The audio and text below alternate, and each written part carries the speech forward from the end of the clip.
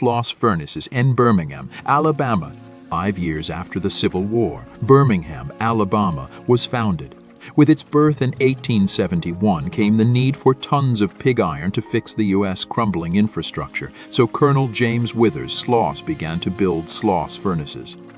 A year later, the company opened its doors to hundreds of employees according to its official website. Jobs on blast furnaces were advanced but also dangerous, and many workers started falling to their deaths in the furnaces. By the early 1900s, conditions had worsened with a cruel foreman, James Slag Wormwood, who took dangerous risks to increase production, according to Reader's Digest. During his tenure at Sloss, nearly 50 employees died on site, and many others were involved in terrible accidents. Allegedly, his workers threw him into the furnace in retaliation in 1906. Today, you can still walk the grounds of Sloss furnaces if you dare. You may even hear Slag's voice yelling, "Get back to work," and witness other paranormal experiences. The Crying Lady in the Dakota Inn, New York. New York. Since its opening in 1884, the Dakota apartment building has been home to many rich and famous residents of New York City. Among them were John Lennon and Yoko Ono, who moved in 1973. John was also assassinated outside the building in 1980. Before that fateful day on December 8, though John said he saw a crying lady ghost walking the halls, and afterward Yoko, who still resides there, claimed she saw John's ghost sitting at his piano and that he said to her, "Don't be afraid. I am still with you." The Bell Witch, NC, Adams, Tennessee. If you're a scary movie lover, you might actually know about the Bell Witch. The films An American Haunting and The Blair Witch Project are both based on the story.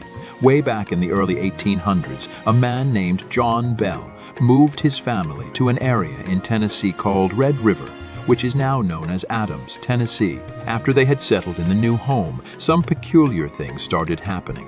The Bell family began hearing some bizarre noises, including dogs barking, chains rattling, rats chewing, and a woman whispering.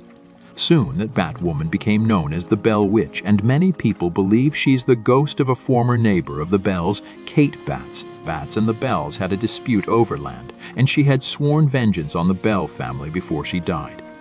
Later on, Bell died from poisoning, and it's rumored to be the work of the Bell Witch.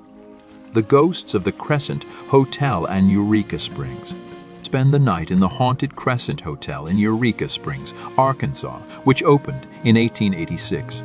During construction, a worker named Michael was killed, and his ghost reportedly still haunts room 218. The hotel came under the ownership of known medical fraud Norman Baker in 1937, who fancied himself a doctor. He turned the hotel into the Baker Cancer Hospital, claiming to have the cure for the disease he did not, obviously. Patients who died under his care were buried right in the hotel's basement, which served as a makeshift morgue.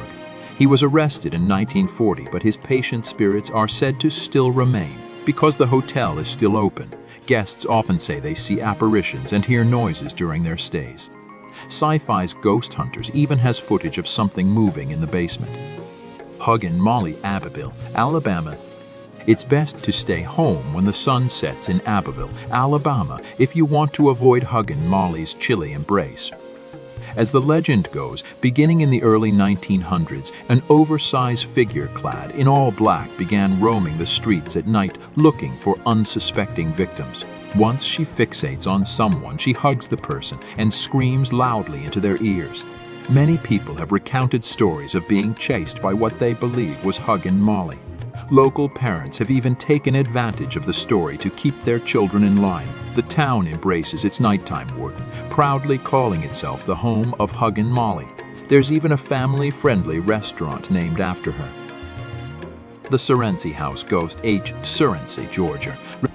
The Surrency clan began experiencing paranormal activities in present-day Surrency, Georgia, in the 1870s. Family members reported witnessing objects soaring across rooms, hearing laughter and crying, and seeing red eyes staring into the house. Food was thrown from their plates and utensils, twisted into unusable shapes. The townspeople speculated that these occurrences were cries for help from spirits who thought the family would be able to save them.